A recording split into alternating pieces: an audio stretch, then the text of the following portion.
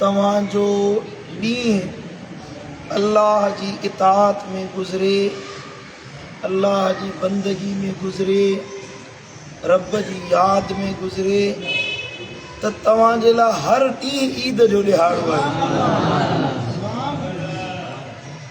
हूअं त ईद ख़ुशी जो ॾींहुं माना ईद माना ख़ुशी जो ॾींहुं। ईद यानी मोटी अचण वारी ख़ुशी, वरी वरी वापसि मोटी अचे, उनखे ईद सॾिबो आहे।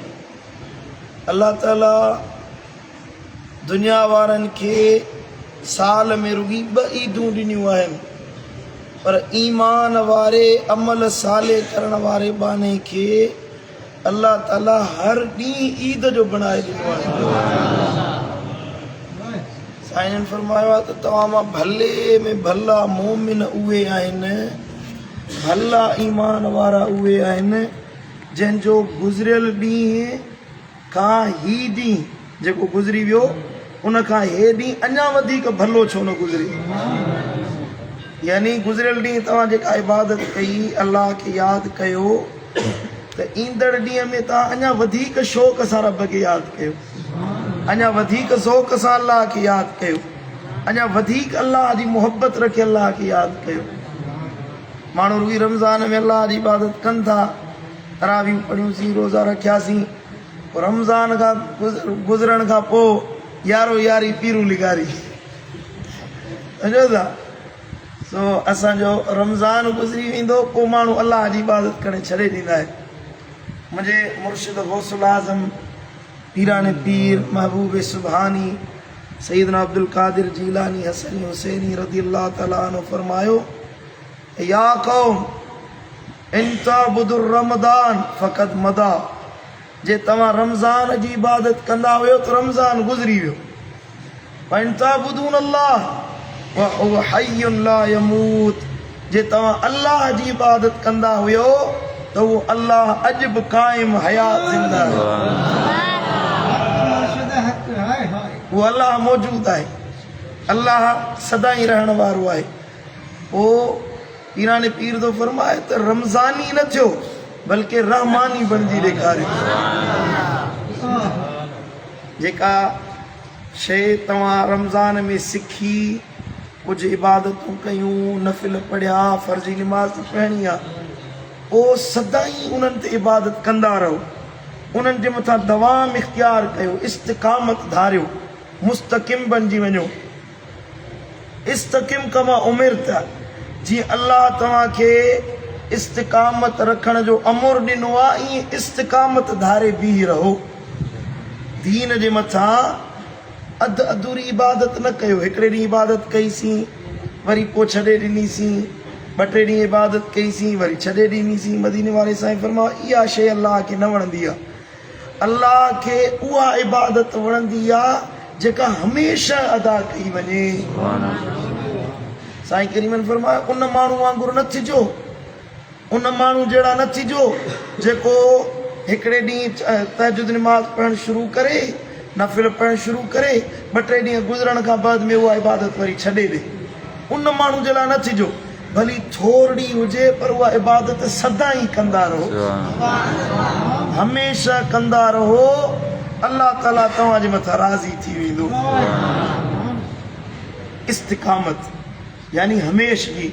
जॾहिं तव्हां हिकिड़ो कमु दवाम सां कयो, हवाऊं लॻनि, बीमारियूं लॻनि, परेशानियूं अचनि, हालात कहिड़ा बि अचनि, ॾुख हुजनि ज़िंदगी में, सुख अचनि, जहिड़ा बि मामला थियनि, गर्मी आहे, सर्दी आहे, सियारो आहे, ऊन्हारो आहे, मींहं आहिनि या सोकड़ आहिनि, पर अल्लाह जो दर न आहे विसारणो।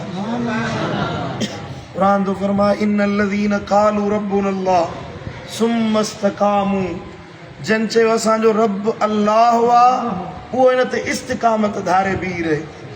फला ख़ौफ़ुन अलैहिम वला हुम यहज़नून, इन्हनि बाननि ते न को डपु हूंदो, न परेशान थींदा, न कॾहिं उन्हनि खे अल्लाह ग़म ॾेखारींदो। न दुनिया जा डप, ख़ौफ़ माना मईशत जो डपु थींदो आहे माण्हू खे, बाबा कमाईंदुसि त खाईंदुसि, रिज़िक में बरकत न पवंदी, कर्ज़नि जूं परेशानियूं, साईं मुंहिंजा ॾुख ग़म या क़ब्र हशर जी परेशानी अलाए कीअं थींदो, मौत अलाए कीअं थींदो, पछाड़ी अलाए कीअं थींदी, अलाए क़यामत जे ॾियारे कीअं हिसाब थींदा, दुनिया जो डपु आख़िरत जी परेशानी। अल्लाह तो फरमाए जे तव्हां दीन ते इस्तिक़ामत धारे बीह रहो, अल्लाह तव्हांखे दुनिया आख़िरत जे ग़मनि ऐं परेशानियुनि खां निजात ॾेई छॾींदो। ॻाल्हि सम्झो था अलाए कोन था सम्झो?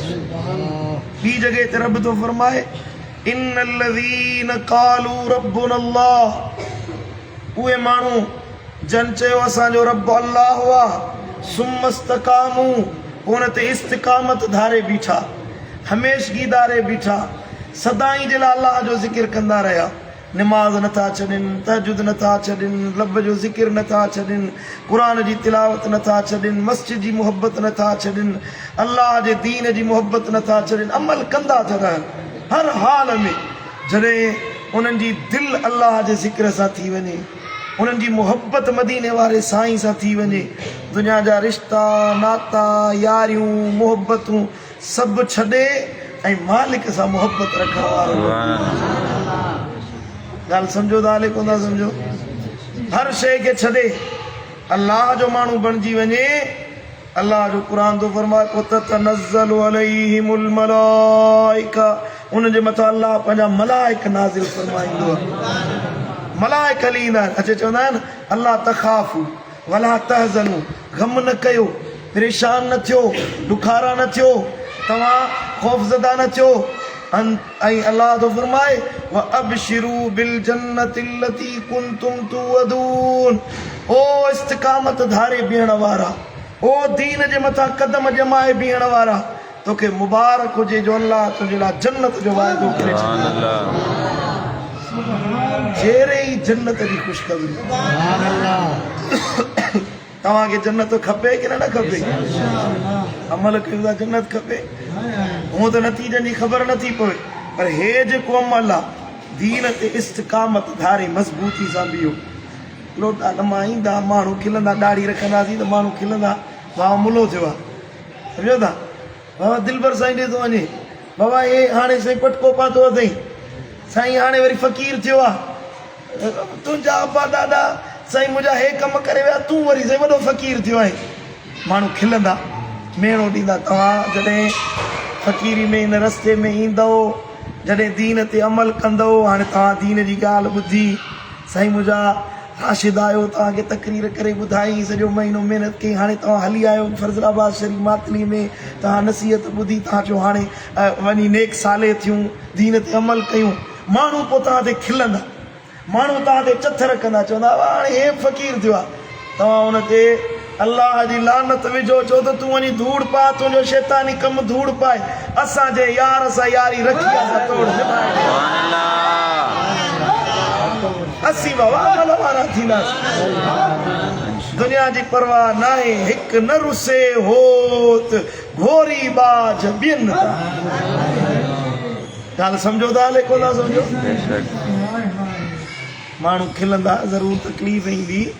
अल्लाह जो क़ुरान तो फरमाए जे तव्हां मज़बूत थी बीहो, माण्हू खिलंदा, तकलीफ़ ईंदी, दुनिया जो आंज ईंदो, उन ते सब्र कजो, उन ते बर्दाश्त कजो, त मलाइक तव्हां वटि ईंदा, चवंदा अल्लाह तख़ाफ़ू, ख़ौफ़ज़दा न थियो, ज़िदियो न, भला तहज़नू, ग़मज़दा न थियो, परेशान न थियो। ॾिसो तव्हांजे इन अमल जे करे अल्लाह अॻे ई तव्हांजे लाइ जन्नत तयारु कयो। ॻाल्हि सम्झो था कोन? दीन जे रस्ते ते जेकॾहिं तकलीफ़ अचे, जे ॾुख पहुचे, त हिन जो मतिलबु इहो न आहे त माण्हू दीन खे छॾे ॾींदो, अल्लाह जो रस्तो वठणु छॾे ॾींदो न। जेको शौक़ु धारियो न हुन ते मज़बूत थी बीहो। छुड़वाग माण्हुनि वांगुरु, हलकड़नि माण्हुनि वांगुरु 2-3 ॾींहं मुहबत रखे ऐं पोइ वरी बेवफ़ाई करे हलियो वञे। माण्हुनि सां बेवफ़ाई करे त माण्हू बुरो सॾिबो आहे, माण्हुनि सां पोइ बेवफ़ाई करे त माण्हू बुरो सॾिबो आहे। ऐं जेको अल्लाह सां बेवफ़ाई करे, अंदाज़ो लॻायो, माण्हुनि सां जेकॾहिं बेवफ़ाई कयूं, उन्हनि सां वाइदा ख़िलाफ़ी कयूं, उन्हनि सां यारी टोड़े वञूं त माण्हू बुछड़ो सॾींदा। पर तूं जेको रोज़ अल्लाह सां बेवफ़ाई थो करी, या 2-3 ॾींहं इबादत करे रमज़ान में अल्लाह जो दर वठी ऐं पोइ वरी शवाल खां पोइ अल्लाह खे सुञाणी न, वरी अल्लाह जो दर ई न वठी, माना अल्लाह सां बेवफ़ाई थो करी न, रब जो बेवफ़ा बणिजी वई। तूं कहिड़ो भलो सर वेठो न। फस्तकिम कमा उमिरत, जीअं तोखे हुकुम ॾिनो विया नेकी जो उन ते इस्तिक़ामत धारे बीह रह। सम्झो था? असांजा क़िबला आलम मुर्शिद दिलबर साईं फरमाईंदा आहिनि त फ़क़ीरो गप जा किला न थियो। गप जो किलो हूंदो आहे न, ईअं खोड़ियल हूंदो, पोइ जहिड़े पासे में वेंदी उन पासे किरी पवंदो। तव्हां ॾिठो आहे न, गप में किलो लॻियल हुजे त या त माण्हू हुन में मेह खे ॿधंदा कोन, जे ॿधंदा त केॾी महिल हिन पासे पियो किरंदो, केॾी महिल हिन पासे पियो किरंदो, हिकिड़ी जॻह ते बीहंदो न। तव्हां बि जहिड़े पासे जी हवा लॻे होॾां हलिया वञो। 2-3 ॾींहं रमज़ान में फ़क़ीरनि जी यारी नसीब थी त दीन ते हलियासीं, पोइ वरी पुराणी साॻुणी यारी चोरनि जी, जुआरियुनि जी, फिल्मूं ॾिसण वारी, बेहयाई वारी यारी मिलंदी, पोइ वरी हुन फ़क़ीर जो नालो ई विसरी वेंदो, वरी हुननि जी यारी न। जेका यारी असां अल्लाह सां रखी आहे, जेका यारी मदीने वारे साईं सां रखी आहे, इन यारी खां भली ॿी का यारी आहे ई कोन्हे। हाणे ॾिसो न, दुनिया जी यारी 2-3 ॾींहंनि जी आहे, हिकिड़े ॾिहाड़े ख़तम थी वेंदी। ऐं दुनिया जी यारी में तव्हांखे वधि में वधि फ़ाइदो मिलियो त दुनिया जो मिलंदो। दुनिया जी यारी में दुनिया जो फ़ाइदो मिलंदो, पैसे जो या दुनिया जे रिश्ते जो, मिठी माइटी जो। क़ब्र में न को अबो हलंदो, न यार हलंदो, न माइट हलंदा, न दोस्त हलंदा, का रिश्तेदारी, का यारी मरण खां पोइ कमु न ईंदी। क़ब्र में वञण खां पोइ कमु ईंदी त मदीने वारे साईं जी यारी कमु ईंदी। क़ब्र में कमु ईंदी त अल्लाह जी मुहबत कमु ईंदी, अल्लाह जो ज़िक्र कमु ईंदो, मदीने वारे साईं ते दुरूद पढ़णु कमु ईंदो, निमाज़ कमु ईंदी, शरीयत जो अमल कमु ईंदो। हाणे ॾिसो न, ॿिया सभु जेकॾहिं तुंहिंजे चहिरे ते ॾाढ़ी हुजे, चहिरे ते तूं ॾाढ़ी रखंदे, सभु अमल ख़तम थी वेंदा। हे कपिड़ा बि लाहे वठंदा, कपिड़ा बि लही वेंदा। मुला ईंदो पंहिंजारण वारो, कपिड़ा बि लाहे वठंदो, न लहंदा त मुला कैंची खणी बि कपिड़ा लाहींदो। हा की न बाबा, कपिड़ा बि लही वेंदा, पर हीअ ॾाढ़ी तोसां गॾु क़ब्र में बि गॾु, क़ब्र में ईंदे ॾाढ़ी तोसां गॾु हलंदी।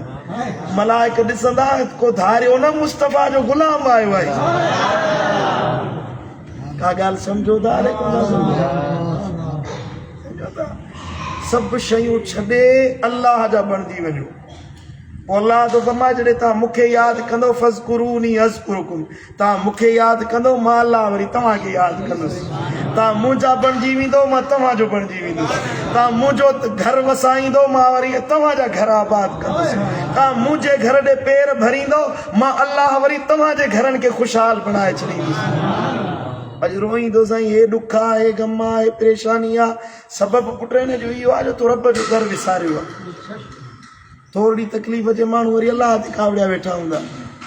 हज़रत इमाम अहमद बिन हम्बल रहमतुल्लाह ताला अलैह 4 वॾा इमाम थी गुज़रिया आहिनि।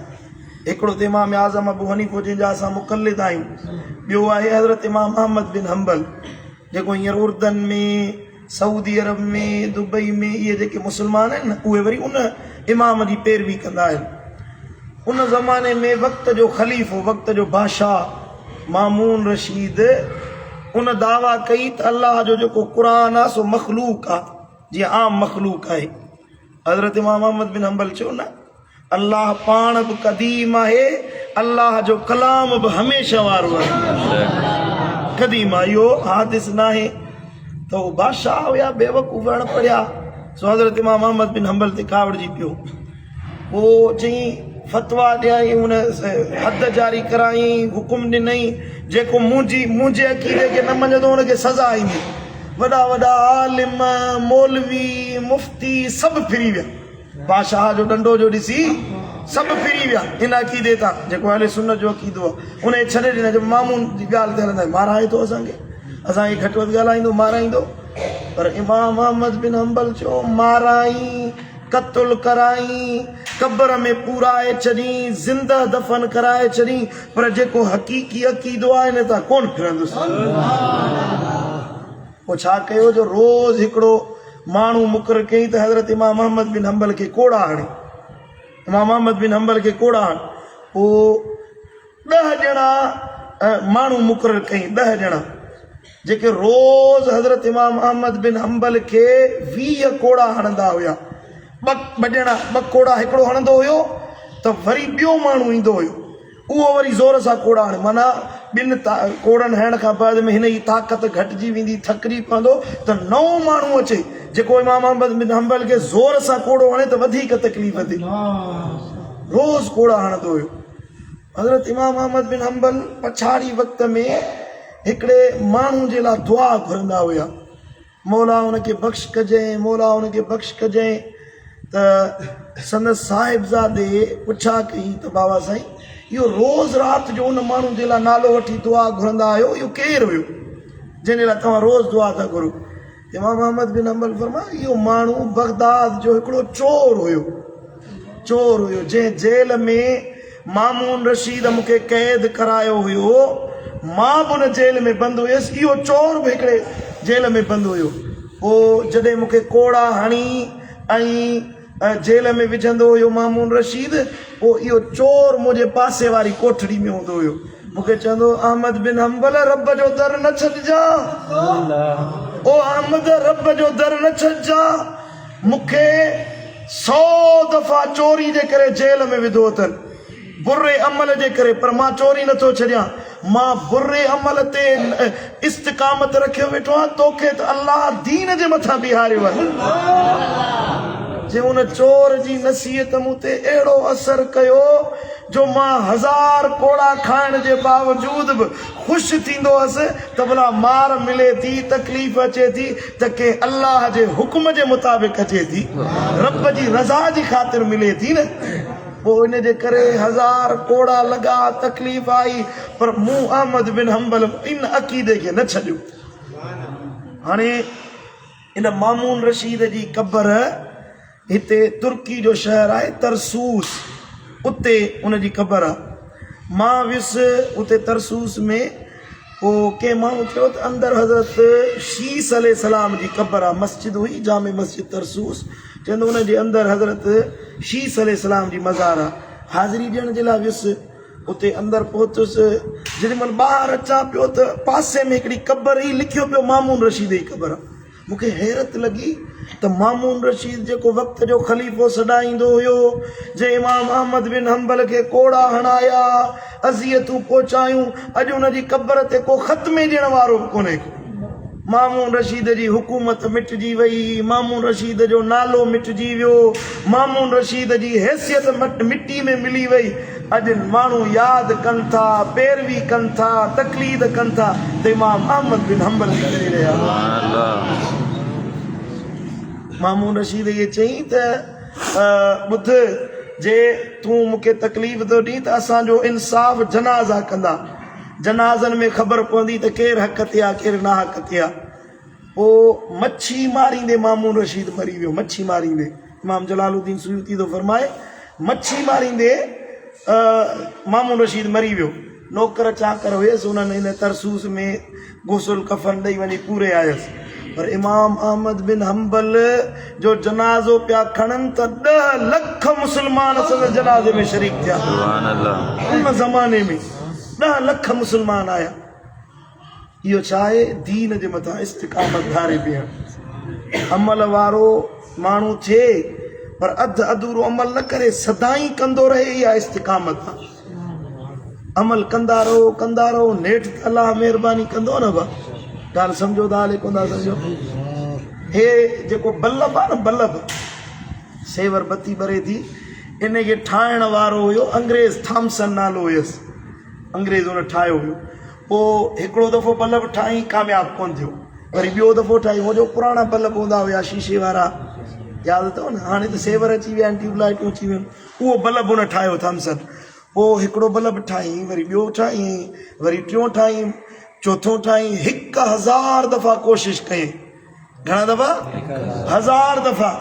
हिकिड़ो ठाहीं उहो कोन भरियो, वरी ॿियो दफ़ो ठाहीं, 1000 दफ़ा माण्हू खिलनि पिया, बेवकूफ़ आहीं, वक़्तु तो ज़ाया करी पियो। हाणे साईं तुंहिंजो बल्ब ॿरंदो, शीशो ॿरंदो, उन मां रोशनी थींदी, माण्हू रोशनी ॾिसंदा, खिलनि पिया माण्हू। पर हिन चयो बाबा जेका कोशिशि कयां त उहो कंदो रहंदुसि, ज़रूरु कामयाबु थींदुसि। ख़ुदा जी कुदरत ॾिसो, उन 1000 दफ़ा कोशिशि कई, नाकाम थियो, वरी कोशिशि कई, नाकाम थियो, वरी कोशिशि कई, नेठि बल्ब ठाही। अॼु सॼी दुनिया हुनजी ईजाद मां फ़ाइदो पई वठे। सम्झो था, हुन दुनिया जे लाइ कमु कयो, दुनिया खे रोशन करण जे लाइ। तव्हां जेको अमल कयो था पंहिंजी क़ब्र खे रोशन करण जे लाइ था कयो, तव्हां जेको अमल कयो था पंहिंजे हशर खे रोशन करण जे लाइ था कयो। तव्हां 2-3 ॾींहं इबादत करे वरी छॾे ॾियो, इन सां त क़ब्र रोशन कोन थींदी न। चओ त जेको ज़िंदगी बची आहे बाक़ी पंहिंजे यार जे दीन ते अमल कंदे गुज़ारियो। अमल वारा थियो, 5 वक़्त निमाज़ पढ़ो, क़ुरान सां मुहबत रखो, अल्लाह जो ज़िक्र कयो, रोज़ानो घटि में घटि 11 तस्बीहूं अल्लाह जो ज़िक्र ज़रूरु कंदा कयो। तस्बीह हथ में जॾहिं अल्लाह अल्लाह अल्लाह, क़ल्बी ज़िक्र कयो, दिलि ॾे तवजह कयो त दिलि मुंहिंजी चए थी अल्लाह अल्लाह। ज़बान तारू सां लॻल हुजे ऐं कंध में कंध झुकाए, दुनिया जा ख़्याल, ख़तरा, वहम, विसविसा सभु कढी, दिलि में इहो ख़्यालु रखो त दिलि चए पई अल्लाह अल्लाह, ज़िक्र कयो। जेकॾहिं वरी ख़्याल पैदा थियनि, विसविसा पैदा थियनि, वरी ज़बान सां ज़िक्र कयो अल्लाह अल्लाह। इंशाअल्लाह इहो ज़िक्र करण सां दिलि जेका मुर्दा आहे सा ज़िंदा थी पवंदी। इंशाअल्लाह हुन जो असरु अहिड़ो थींदो जो अॼु असांखे निमाज़ नथी वणे, दीन नथो वणे, क़ुरान नथो वणे, शरीयत नथी वणे, इन जे करे जो असांजी दिलि मुर्दा आहे। जॾहिं दिलि अल्लाह जे ज़िक्र में जारी थींदी त ॾाढी वणंदी, मस्जिद वणंदी, निमाज़ वणंदी, सालिहनि जी सोबत वणंदी, चङाई जी ॻाल्हि वणंदी। इंशाअल्लाह मदीने वारे साईं सां मुहबत पैदा थी। तव्हां जेके बि नवां दोस्त आया आहियो, तरीक़त में शामिल थियण वारा हो, तव्हां सभु दिलबर साईं जी मुरीदी में क़बूल आहियो। सम्झो था, हाणे 2 शयुनि जी पाबंदी कयो। हिकिड़ो अल्लाह जो ज़िक्र, शौक़ सां ॾींहुं राति घणो अल्लाह जो ज़िक्र कयो, न त घटि में घटि 11 तस्बीहूं तव्हांखे अल्लाह जो ज़िक्र करिणो आहे।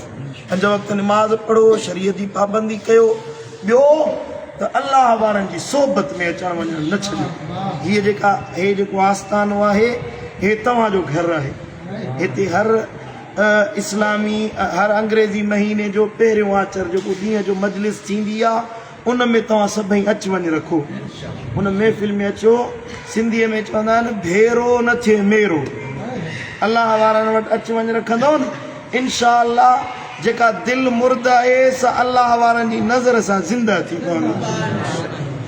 अल्लाह वारनि जी सोबत न छॾियो, बुरनि यारनि जी संगत छॾे अल्लाह वारनि जी सोबत में वियो। बुरो यार, बुज़ुर्गनि फरमायो आहे, कारीगर नांग खां वधीक बुछड़ो आहे। कारीगर नांग कखींदो त तव्हां शहीद थी मरंदो, जन्नती बणबो, पर बुरो यार तव्हांजी दुनिया आख़िरत बर्बाद करे छॾींदो। तव्हां सम्झो था न, जेके दोस्त आया आहियो नवां, पुराणी यारी सॼी ख़तमु कयो। चोरनि जी, ज़ानियुनि जी, साईं मुंहिंजा बदकारनि वारी यारी, सभु यारी ख़तमु कयो। यारी रखणी आहे त दिलबर साईं सां रखो।